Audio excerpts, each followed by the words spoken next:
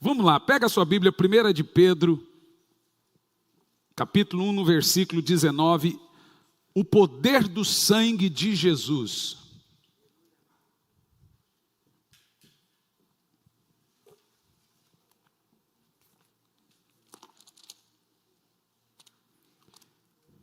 Pastor, por que o senhor está trazendo a Bíblia? Para incentivar os irmãos a ler a Bíblia.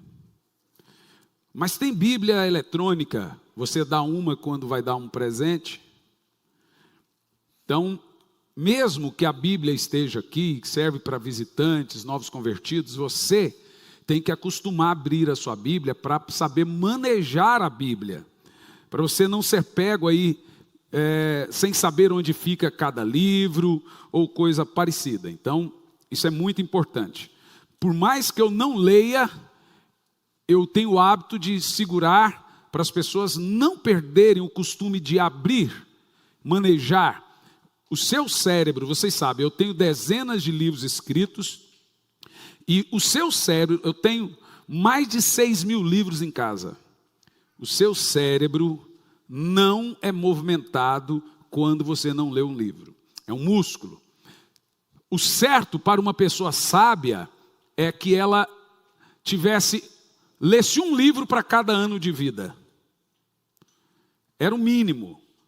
Então, se você tem 40 anos, você deveria ter pelo menos 40 livros. É um mínimo de um livro por ano. Para cada pessoa. Para quem não gosta de ler isso aí. Para quem gosta de ler, triplica. Então, vamos lá. Mas pelo precioso sangue, como de cordeiro, sem defeito e sem mácula, o sangue de Cristo. Senhor, fale conosco, que não seja eu quem fale, mas que seja o teu Espírito falando a cada um de nós, nos ensine, nos instrua, é o que nós te pedimos, Pai. Amém e graças a Deus. Meus irmãos, um breve resumo da história. Por que existe tanta importância no sangue de Jesus?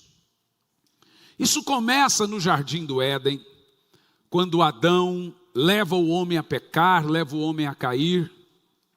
E agora Deus tem que fazer um sacrifício, o primeiro derramamento de sangue, que é um sangue de um animal, para fazer roupas e cobrir Adão e Eva, que agora perceberam que estavam nus.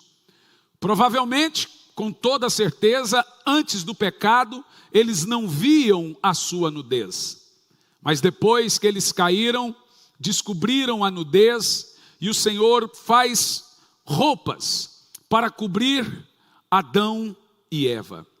A partir desse ato pecaminoso de Adão e Eva, o pecado entrou na corrente sanguínea, no DNA do ser humano.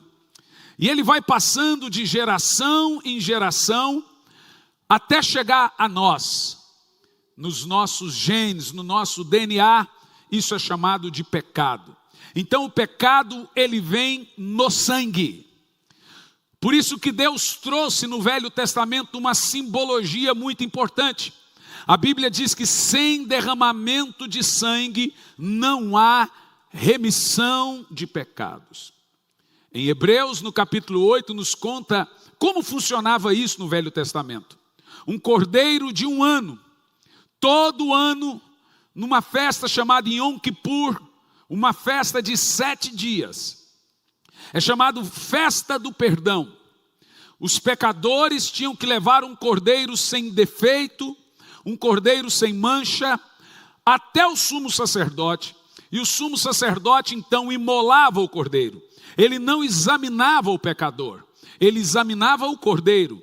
O cordeiro tinha que ser perfeito, para que o sangue dele servisse para expiar. Expiar é tirar o pecado do pecador. Então eles chegavam diante do sumo sacerdote, em cima da tampa da arca era um negócio chamado propiciatório. E ali ele imolava o cordeiro, e enquanto o sangue do cordeiro era derramado na tampa da arca, o pecador confessava os seus pecados. Mas isso não servia para tirar os pecados.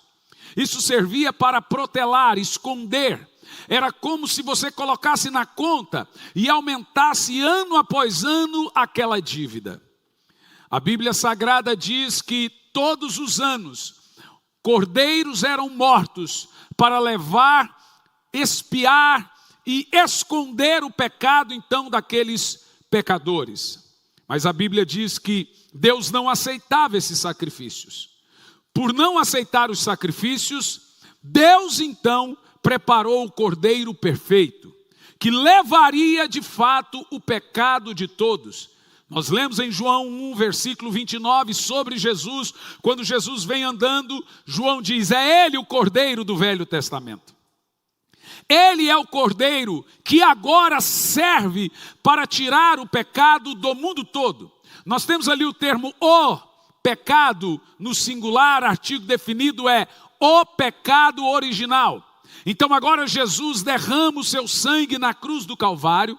Ele vem ali como Cordeiro perfeito, sem mancha, sem mácula, pronto para derramar o sangue dele pelos pecados da humanidade e o pecado original. A partir de então, toda aquela pessoa que entrega sua alma e sua vida a Jesus, que desce a água e é batizada, ela recebe uma outra natureza. Ela já não é mais filha de Adão, ela agora é herdeiro e co-herdeiro de Cristo. Ela recebe no seu sangue o DNA do Cordeiro de Deus. Então agora você percebe que o batismo é como uma aliança de sangue. É tirado de você a velha natureza, a natureza pecaminosa, e colocado no seu DNA o sangue do Senhor Jesus. Eu já preguei aqui algumas vezes, mas vou repetir, que o sangue e o nome de Jesus são presentes dados à igreja, são obras do Cristo a cada um de nós. Por exemplo, o nome de Jesus e o sangue de Jesus são duas armas em nossas armaduras cristãs. O nome de Jesus é uma arma de ataque e o sangue de Jesus uma arma de defesa.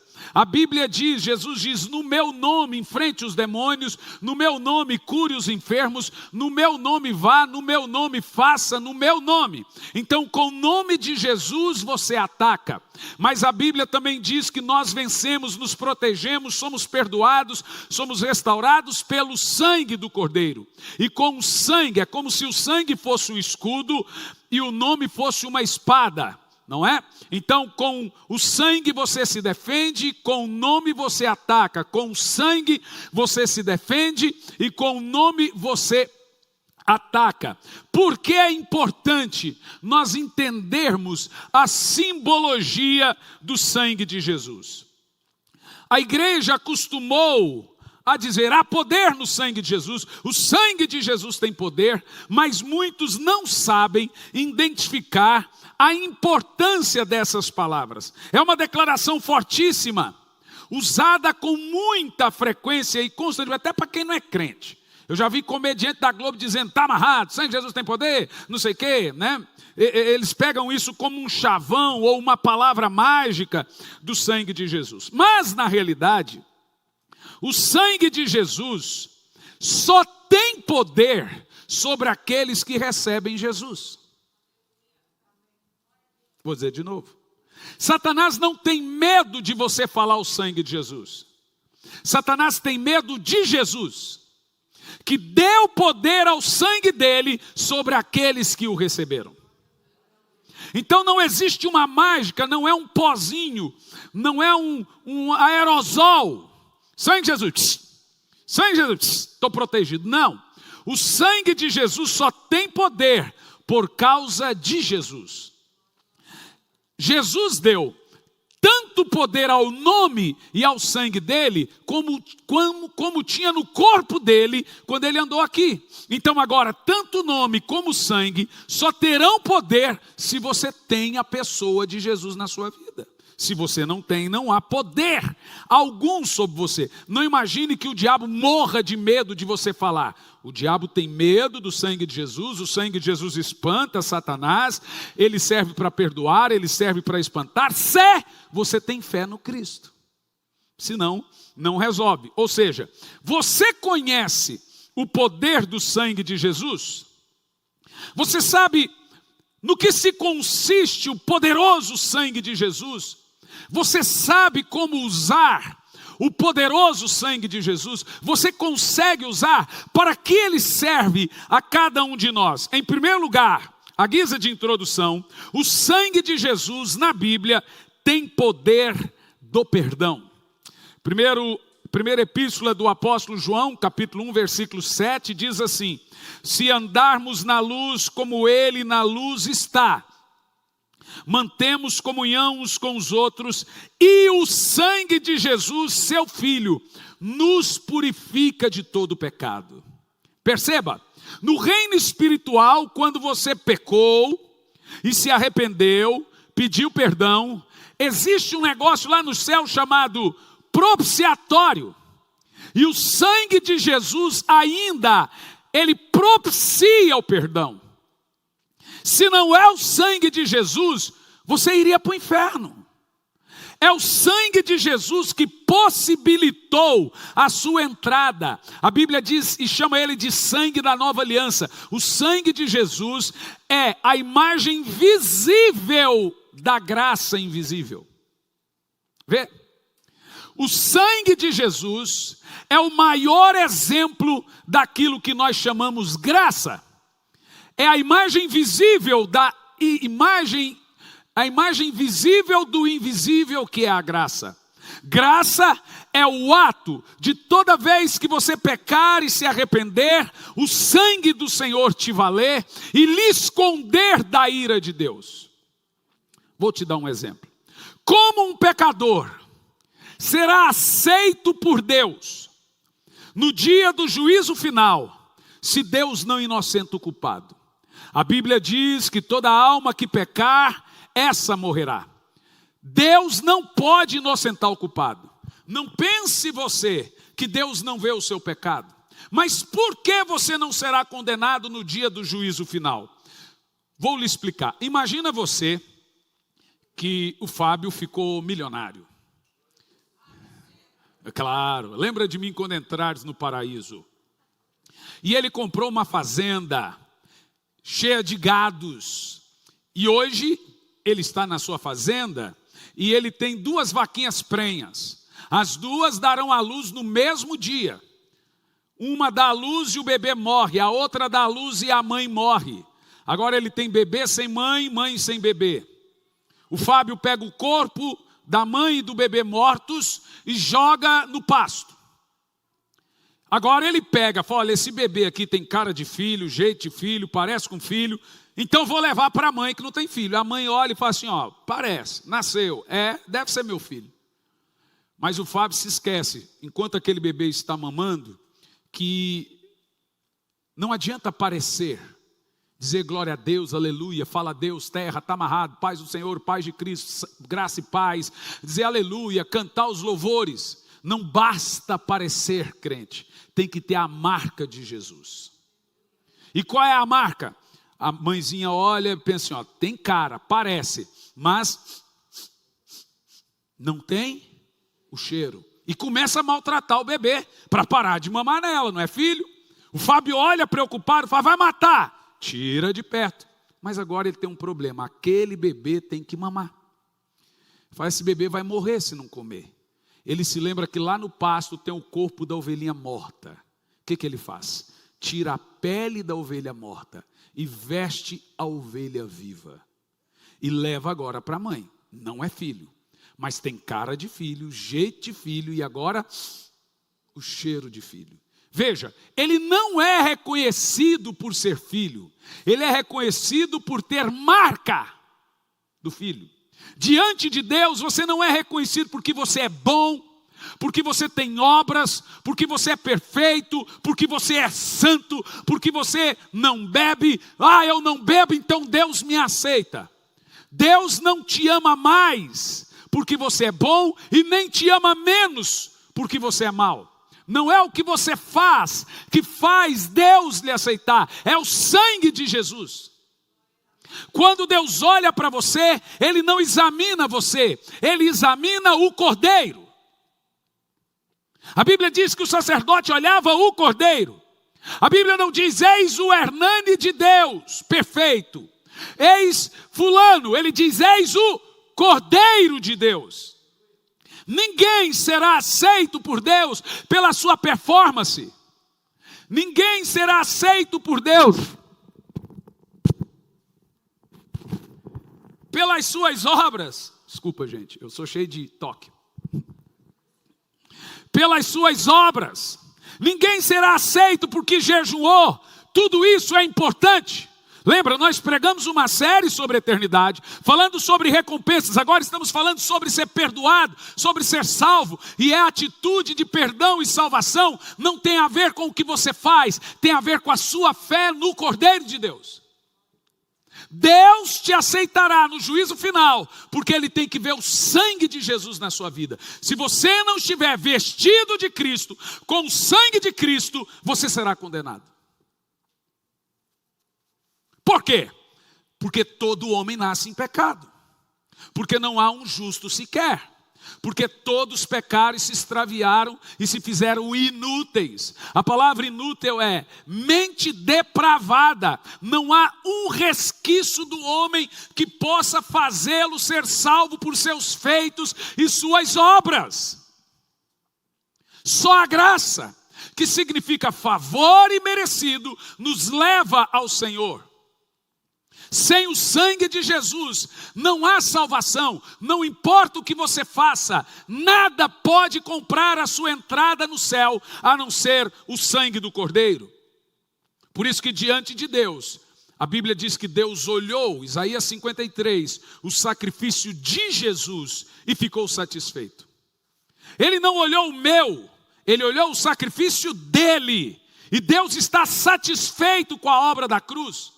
Por isso que quando você traz sobre si condenação, medo, eu pequei, eu estou cheio de condenação, você está anulando o sangue de Jesus na sua vida.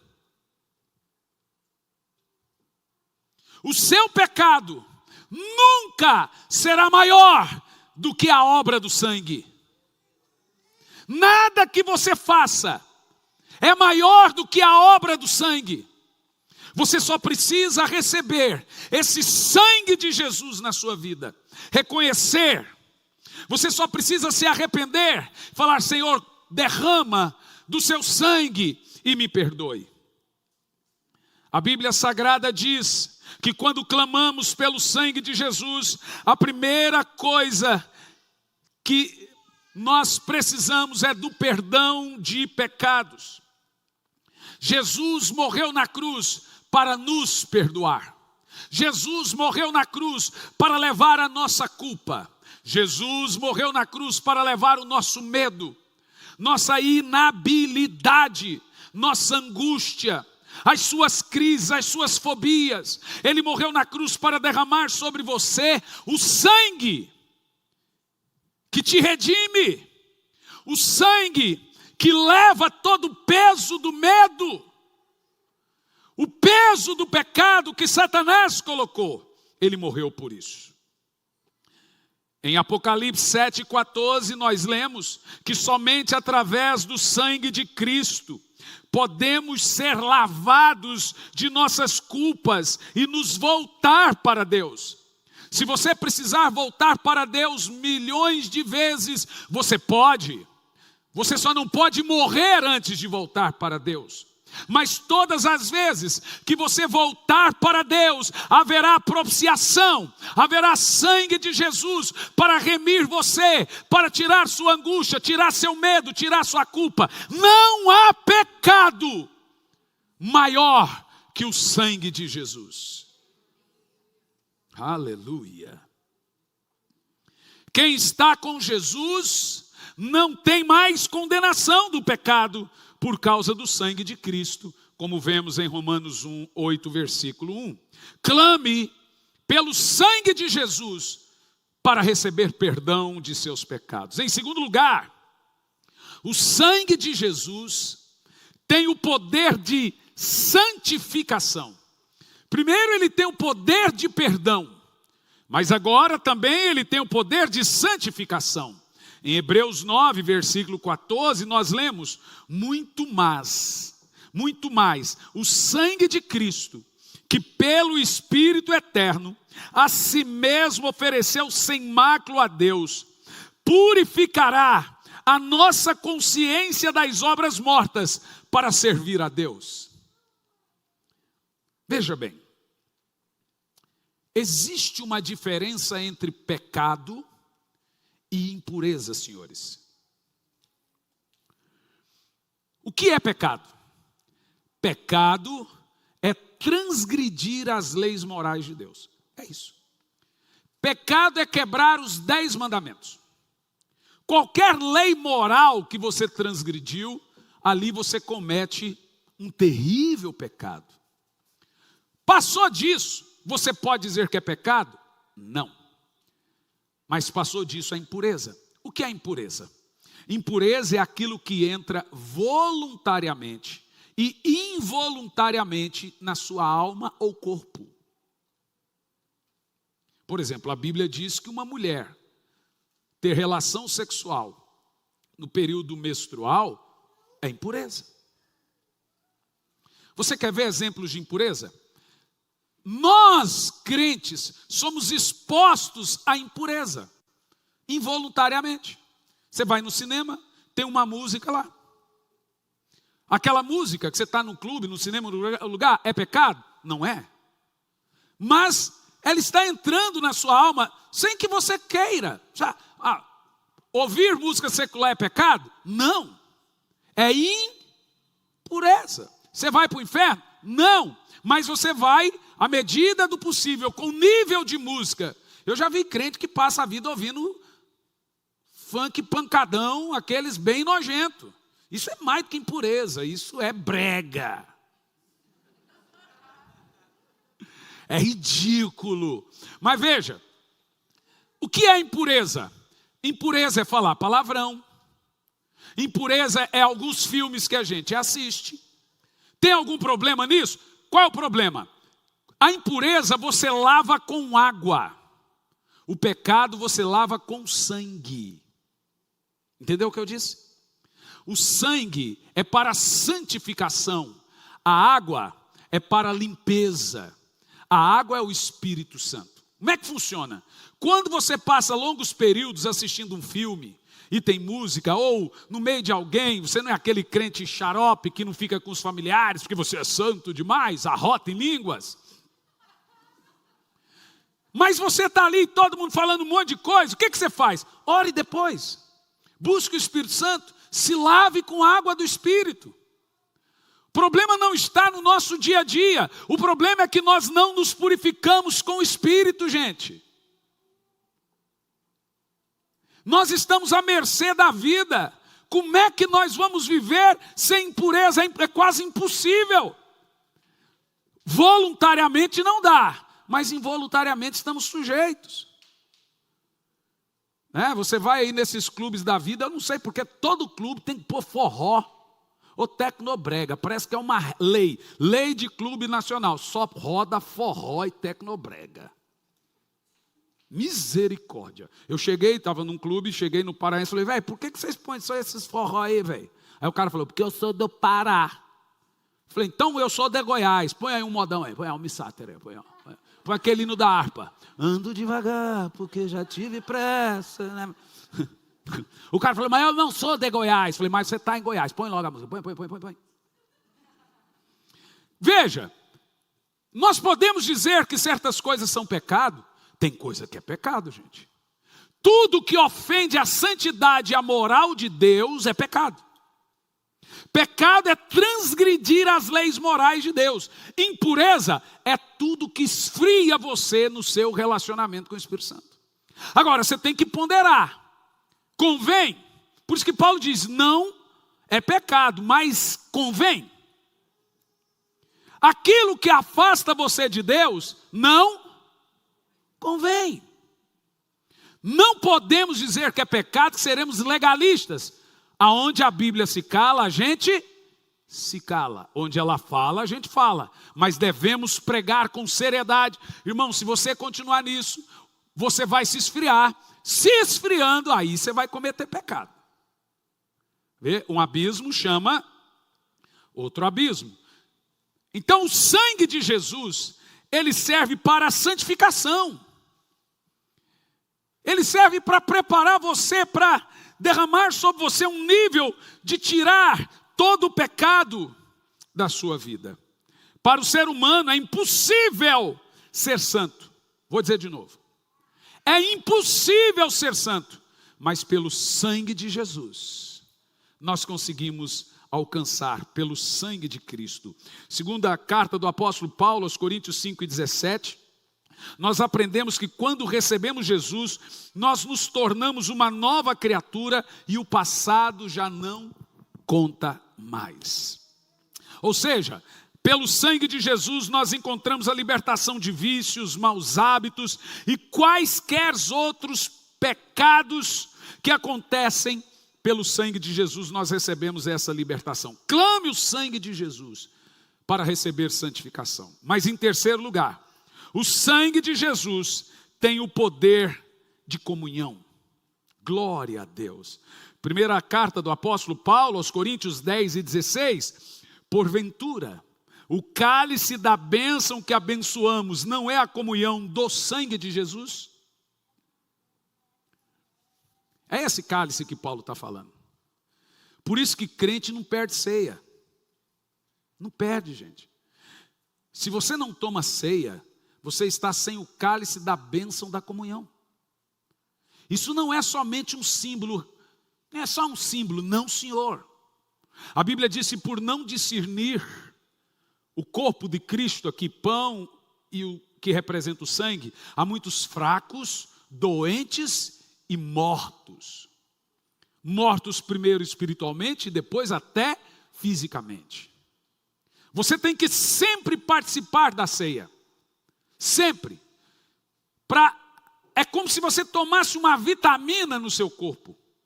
E essa aqui é uma vitamina espiritual de fortalecimento. Isso é uma rememorização do que Jesus fez por nós na cruz do Calvário. Quando eu tomo o cálice, eu estou dizendo, não há mais condenação, não há mais culpa, eu posso vencer esse pecado, eu não estou caído, Jesus levou sobre si, então o pecado não pode me dominar. Há uma mensagem por detrás disso aqui. E a mensagem é, não há condenação para aqueles que estão em Cristo. Isso aqui é chamado de novo caminho, isso aqui é chamado de nova aliança, isso aqui é chamado de trono da graça, isso aqui é chamado de perdão, isso aqui é chamado de justificação, isso aqui é chamado de nova criatura. Aleluia!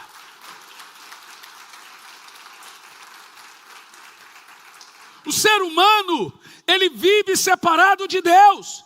E o que separa você de Deus é o seu pecado. São os vossos pecados que fazem separação entre vós e Deus. Mas pelo novo e vivo caminho, que é o sangue da nova aliança, temos entrada a essa graça. Podemos entrar sem medo e entrar na sala do trono. Pelo sangue dizer, papai, estou aqui. Sem medo do juízo, sem medo da ira, entre pelo sangue. Aleluia, glória a Deus. Oh, glória a Deus. Em Efésios 2:13, Paulo diz, mas agora, em Cristo Jesus, vós, que antes estavam longe, fostes aproximados pelo sangue do Cordeiro. Precioso sangue. Meu Deus, que sangue.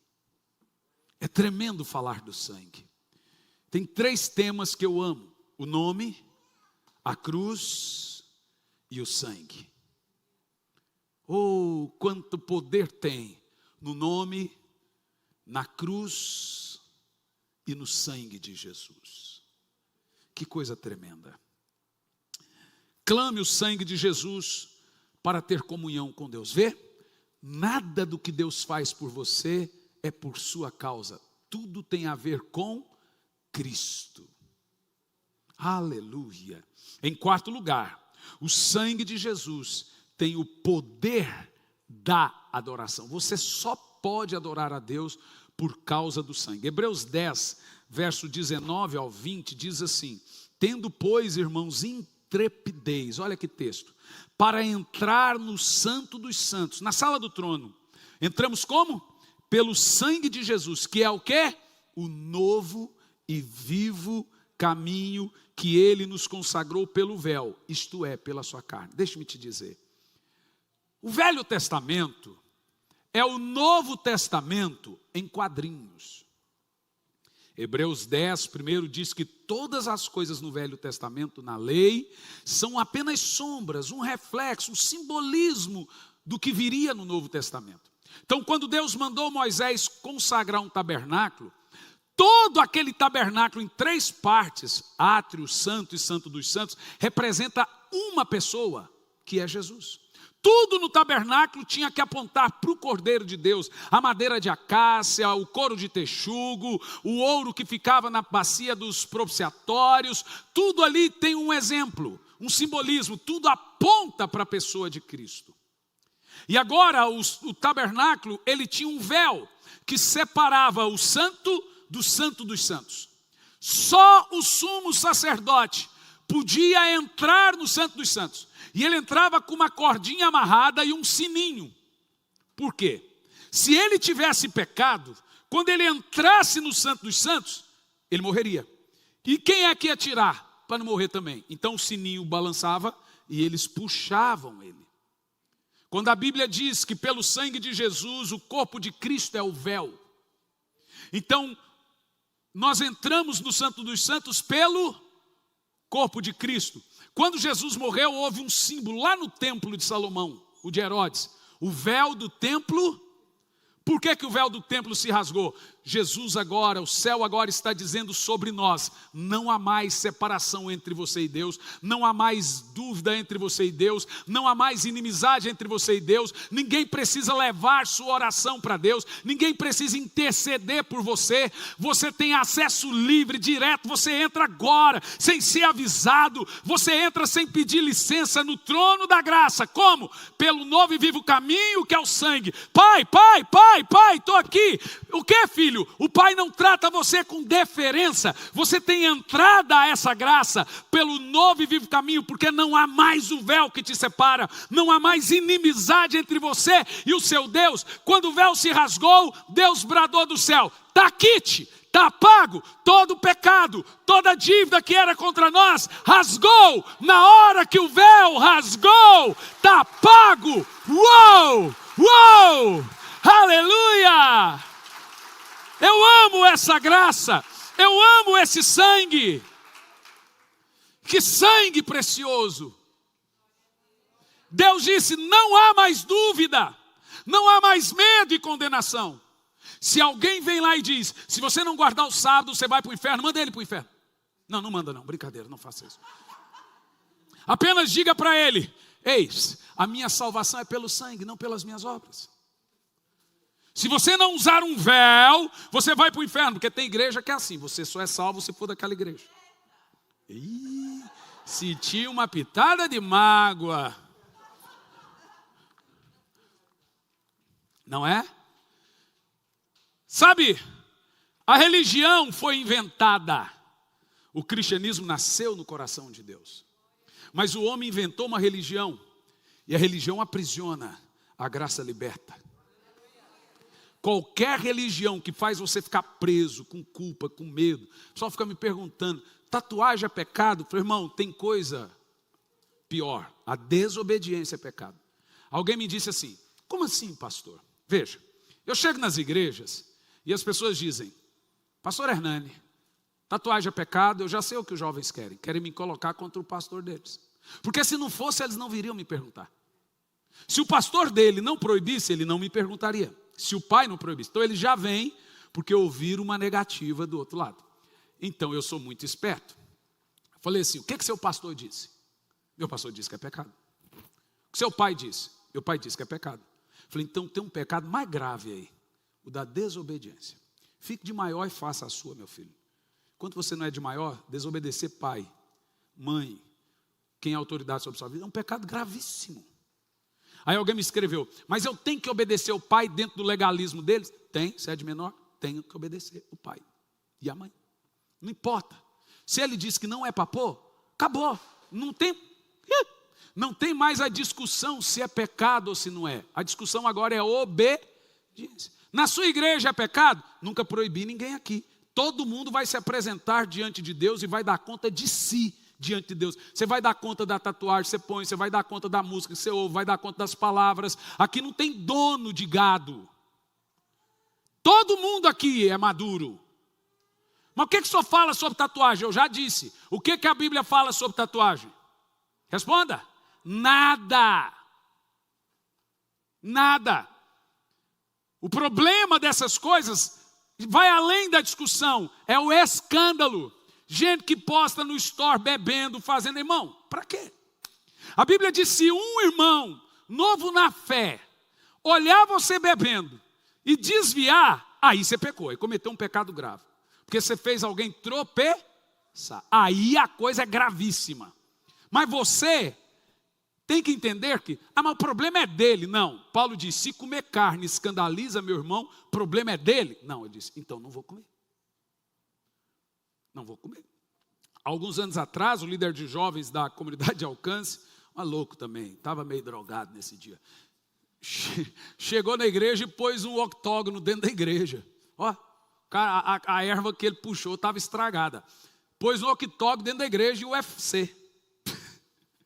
E o povo está lá, pá, um tatame, o tal. Chegou um grupo de jovens e falou, pastor, eu não esperava isso da igreja e me escandalizei. É pecado? Não é pecado. Aí o que o pastor fez? Você se escandalizou? Então você nos perdoe, não vai ter mais. Não é porque é pecado. É porque nós não podemos ser pedra de tropeço para os pequenos na fé. O camarada vem para a igreja, o marido bebe, espanca, e chega e vê o irmão bebendo. É grave isso, gente. O cara demorou anos para se libertar do álcool. Mas agora ele descobriu que na igreja todo mundo bebe. Para que se libertar do álcool? É ou não é? É testemunho, não tem a ver com pecado, meus amados. O cara é um safado, é um tarado. Você tem que esconder a perna da mesa para ele não ver. Tapar, sim, a perna da mesa. Esconde a perna da mesa. Aí ele vem na igreja, a irmã está com aquela roupa. Ele fala, adoro, que igreja! O cara vai amar a igreja, claro. E aí essa irmã está desrespeitando aquela irmã que chora porque o marido é um jaguara. Não é pecado, tudo na cabeça do que é pecado, pecado. E o exemplo, e o testemunho, e o respeito pelo próximo. Onde é que fica? Tem coisa mais séria, gente. O sangue de Jesus levou o seu pecado, mas não seu caráter. O respeito. É igual gente que só quer cantar música velha na igreja. Se dependesse de mim, só tinha música do tempo do Bonfa. Sempre vou lembrar. Cadê o Jean Giovanni? Não é assim que canta. Só tinha isso. Mas igreja tem gente nova convertida, gente velha de igreja, novos. Então, você tem que entender que há todos os gostos. Louvor não pode cantar só o que gosta. Tem que adorar, mesclar. Porque tem gente que não gosta dessas músicas. Ok, tem gente que só gosta dessas. E aí, quem está ouvindo vai deixar de cantar quando ouvir? A sua adoração é para Deus. Não gosta dessa música? Não é para você. Nós temos que crescer em maturidade no Senhor, meus irmãos. O sangue de Jesus, ele não é aerosol para pequei. O sangue de Jesus é como no reino espiritual, se fosse um caminho. É pelo sangue que eu entro no trono sem morrer. Lembra da novela de Esther? Vocês não assistem novela da Record? Irmão, assista, é tão bom. Vai ter a Gênesis agora, vai ter Nefilim.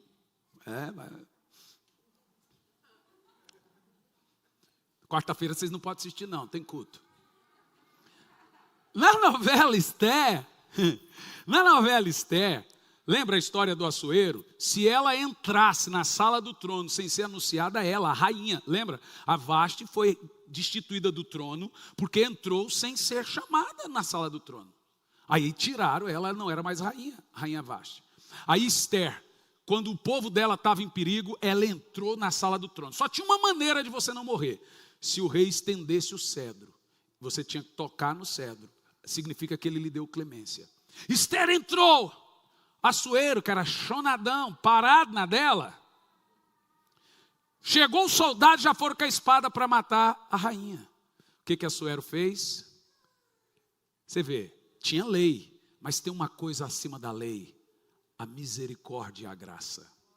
A lei é que a rainha deveria morrer, mas o Assuero estendeu o cedro, falou: toca no cedro, ela tocou, pronto. A partir daquele dia ela não precisaria mais pedir para entrar no trono. A Bíblia diz que o Senhor estendeu a nós o seu cedro de justiça. Você parou para pensar na gravidade disso? Eu estou tão mal por causa dos meus pecados. Se arrependa. Fala: Senhor, estenda seu cedro para mim. E ele já está com o cedro estendido e você toca. Esse ato é pelo sangue de Jesus, que é o novo e vivo caminho. Tendo, pois, irmãos, confiança para entrar no Santo dos Santos. Como? Pelo sangue de Jesus, que é o novo e vivo caminho. Glória a Deus. Aleluia. Em Hebreus 10, no versículo 20, diz para chegarmos até Deus como adoradores que o adorem em espírito e em verdade.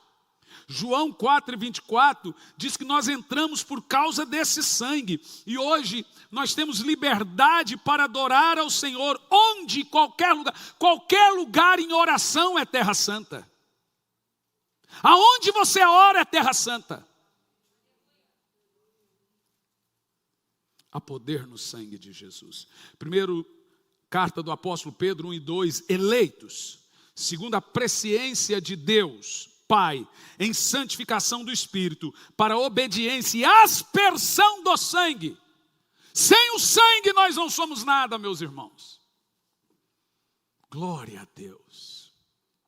Você pode levantar sua mão e agradecer pelo sangue de Jesus. Oh, glória a Deus. A bênção do poder do sangue de Jesus nos traz o perdão, a santificação, a comunhão e a adoração entre as incontáveis bênçãos conquistadas por Cristo na cruz do Calvário.